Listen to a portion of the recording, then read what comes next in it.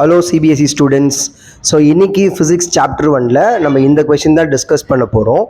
இது நம்மளோட போர்ட் பேப்பரில் ஒரு 5 மார்க்கில் செகண்ட் சப்டிவிஷனில் வந்தது. சரியா, ரொம்ப இம்பார்ட்டன்ட் கொஷின். ஸோ இப்போ என்ன பண்ணுறாங்கன்னா, ஏபிசி அப்படின்னு ஒரு ஈக்குவலேட்ரல் ட்ரையாங்கிள் இருக்குது, which has a side L, 2 point charges இருக்குது அதில். சரிங்களா, 2 point charges plus 2 micro coulomb ஈச்னா 2 பேருக்கும் ஒரே வேல்யூ தான் இருக்க போது, are located at the point B and C. Okay, so find the sign and magnitude of the point charge Q to be kept at a midpoint M of the side BC. இந்த BCன்ற சைடோட midpointல Q அப்படின்ற ஒரு charge வச்சிருக்காங்க. அவனோட சைனையும் மேக்னிடியூடும் தான் நம்ம கண்டுபிடிக்கணும். So that the net electric field at the point A become 0. இதுதான் நமக்கு கொடுத்துருக்கிற கொஸ்டின். ஸோ நான் என்ன பண்ண போகிறேன் அப்படின்னா, ஒரு ஈக்குவலேட்ரல் ட்ரையாங்கிள் வரைஞ்சிக்கிறேன். சரியா, ஒரு ஈக்குவலேட்ரல் ட்ரையாங்கிள் வரைஞ்சிக்கிறேன். அண்ட் இந்த பாயிண்ட்டை அவங்க பி அண்ட் இந்த பாயிண்ட்டை சி அப்படின்னு சொல்கிறாங்க. இங்கே தான் ஏன்ற பாயிண்ட் இருக்குது. சரிங்களா, let it be this is a. Okay, so இங்கே தான் என்ன சார்ஜ் இருக்குன்னு பார்த்தீங்கன்னா கேபிட்டல் கியூன்னு எடுத்துக்கலாம். ஏன்னா இவனை ஸ்மால் கியூன்னு எடுத்துருக்கிறதுனால இவன் என்ன எடுத்துக்கலாம், கேபிட்டல் கியூ. ஸோ நான் ஸ்மால் கியூ தான் கண்டுபிடிக்கணும். கேபிட்டல் கியூவோட வேல்யூ என்ன சொல்கிறாங்க, ப்ளஸ் 2 மைக்ரோ கூலும். இங்கேயும் கேபிட்டல் கியூ ப்ளஸ் 2 மைக்ரோ கூலும்னு இருக்குது. சரிங்களா, ஓகே.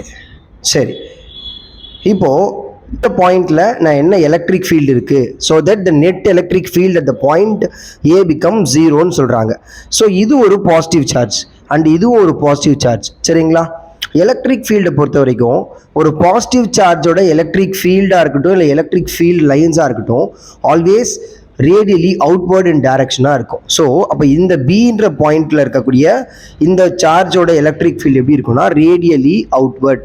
ஸோ நான் இங்கே கொஞ்சம் எரேஸ் பண்ணிக்கிறேன். கொஷின் நீங்கள் கொஞ்சம் முன்னாடியே காப்பி பண்ணிக்கோங்க. நான் இங்கே கொஞ்சம் எரேஸ் பண்ணிடுறேன். So electric field is radially outward. So நான் இவனை பி பாயிண்டில், ஸோ அப்போது இபி அப்படின்னு நான் மென்ஷன் பண்ணிக்கிறேன். அண்ட் இங்கே இருக்கிற சார்ஜோட எலக்ட்ரிக் ஃபீல்டு என்ன இருக்க போகுது அப்படின்னு பார்த்தீங்கன்னா, it is also positive. So radially outward. அப்போ நெகட்டிவாக இருந்தால் ரேடியலி இன்வெர்ட். நல்லா ஞாபகம் வச்சுக்கோங்க. ஸோ இது இசி அப்படின்னு ஞாபகம் வச்சுக்கிறேன். ஓகேவா, அப்போது இந்த 2 எலக்ட்ரிக் ஃபீல்டும் எப்படி இருக்குன்னு பாருங்களேன், இபி அண்ட் இசி. இங்கே சார்ஜ் என்னது, கியூ.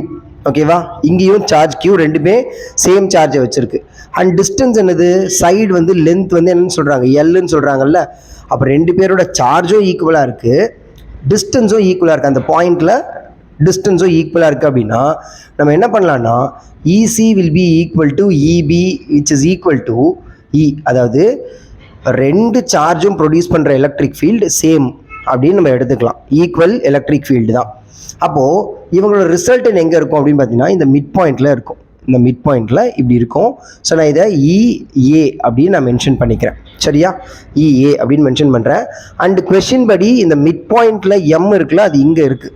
சரியா, அங்கே தான் யார் இருக்கிறதுன்னு பார்த்தீங்கன்னா ஒரு ஸ்மால் கியூ இருக்குது. அவனோட மேக்னிடியூடன் சைனை தான் நம்ம கண்டுபிடிக்கணும், ஞாபகம் வச்சுக்கோங்க. அப்போ ஃபஸ்ட்டு நான் இஏவை கண்டுபிடிக்கிறேன்.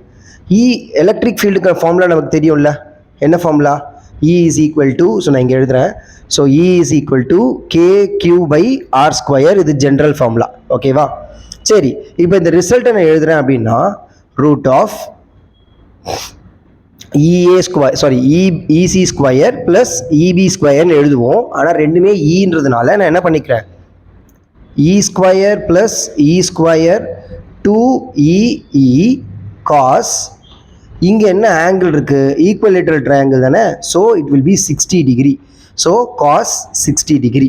அப்போ என்ன வரும் உங்களுக்கு, ரூட் ஆஃப் 2E ஸ்கொயர், இவங்க 2 பேரையும் ஆட் பண்ணி 2E ஸ்கொயர்னு எழுதிக்கிறேன்.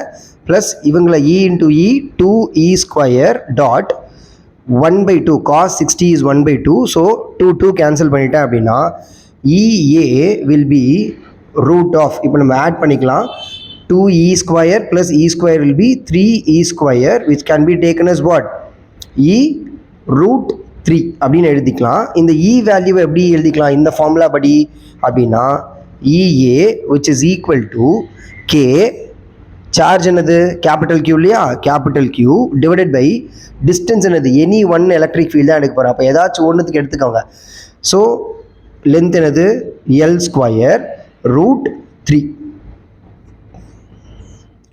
ஸோ இந்த வேல்யூ ஃபஸ்ட்டு உங்களுக்கு புரியுதான்னு பாருங்கள். சரியா? இப்போது இந்த எலக்ட்ரிக் ஃபீல்டையை கேன்சல் பண்ணால் தான் 0 வரணும். Net electric field 0 at the point ஏன்னு சொல்லிட்டாங்க இல்லையா? அப்போது இவனோட சார்ஜ் எப்படி இருக்கணும்னா இந்த சைடில் இவனை பார்த்த மாதிரி ஒரு எலக்ட்ரிக் ஃபீல்டு உருவாகணும். அப்போ தான் இந்த எலக்ட்ரிக் ஃபீல்டை இவன் கேன்சல் பண்ணுவான். அப்போது இப்படி எலக்ட்ரிக் ஃபீல்டு, அதாவது சார்ஜை பார்த்த மாதிரி எலக்ட்ரிக் ஃபீல்டு வருதுன்னா இங்கே நெகட்டிவ் சார்ஜ் தானே இருக்கணும். அப்போது இங்கே இருக்கிற சார்ஜ் என்னது நெகட்டிவ் சார்ஜ். ஸோ கொஸ்டினில் சார்ஜ் என்னன்னு சைன் என்னன்னு கேட்டிருக்காங்க, தட் இஸ் நெகட்டிவ் சைன், ஞாபகம் வச்சுக்கோங்க. அண்ட் இப்போ இந்த டைரக்ஷனில் எலக்ட்ரிக் ஃபீல்டு வருது. ஓகேவா? ஸோ இப்போ இந்த எலக்ட்ரிக் ஃபீல்டு எப்படி எழுதிக்கலாம்? நான் இங்கே என்ன எழுதுகிறேன், இஎம் அப்படின்னு எழுதிக்கலாமா? இஎம் which is equal to formula K, என்ன சார்ஜ் இருக்குது ஸ்மால் q பை டிஸ்டன்ஸ் என்னதுங்க a பை m தானே, sorry am the whole square, சரியா? ஸோ அப்போ இந்த ஏஎம்மோட டிஸ்டன்ஸை கண்டுபிடிக்கணும் அப்படின்னா நான் ஒரு ரைட் ஆங்கிள் ட்ரையாங்கிள் எடுத்துக்கலாமா? ஸோ இது ஏசிஎம், இவனோட டிஸ்டன்ஸ் எல், இவனை வந்து L/2. ஓகேவா? L/2. அப்போ பித்தகோரஸ் தியரம் படி எடுத்திங்கன்னா AM square which is equal to hypotenuse side இவங்களா ஏசி ஸ்கொயர் மைனஸ் இந்த சைடு எம்சி ஸ்கொயர்.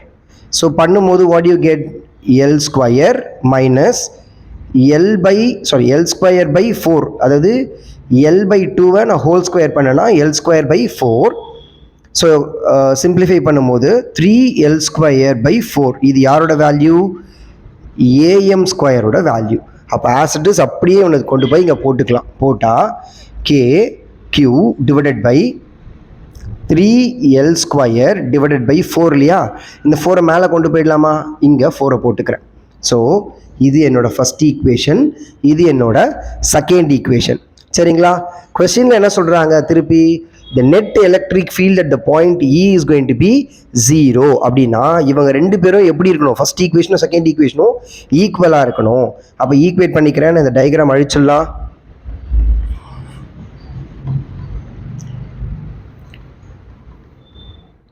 ஸோ அப்போ என்ன வரும், K Q root 3 divided by L square which is equal to 4K Q divided by 3L square. So நான் இந்த small q தான் கண்டுபிடிக்க போகிறேன் இல்லையா? அப்போது எல் கேன்சல் ஆகிடும், கே கேன்சல் ஆகிடும். ஸோ ரிமைனிங் என்ன இருக்குது, Q root 3 which is equal to 4/3Q, where Q is equal to அப்படின்னா 3√3 கேபிட்டல் Q டிவைடட் பை 4. சரியா? கேபிட்டல் கியூக்கான வேல்யூவை அவங்க கொடுத்துட்டாங்க +2 மைக்ரோ கூலும் அப்படின்னு சொல்லிட்டு. ஸோ அந்த வேல்யூ இங்கே சப்ஸ்டியூட் பண்ணிங்கன்னா என்ன வரும், Q is equal to 3√3 into 2 into micro இல்லையா -6 டிவைடட் பை 4. ஸோ இந்த வேல்யூஸை கேன்சல் பண்ணிட்டீங்க அப்படின்னா 1.5. ஸோ 1.5√3 இன்ட்டு 10⁻⁻6 கூலும் அப்படின்றது தான் இதுக்கான ஆன்சர். ஸோ இது மேக்னிடியூட் அண்ட் சைன் என்ன வரும்னு ஃபஸ்ட்டே சொன்னேன், நெகட்டிவ் சைன். ஓகேவா? தேங்க்யூ.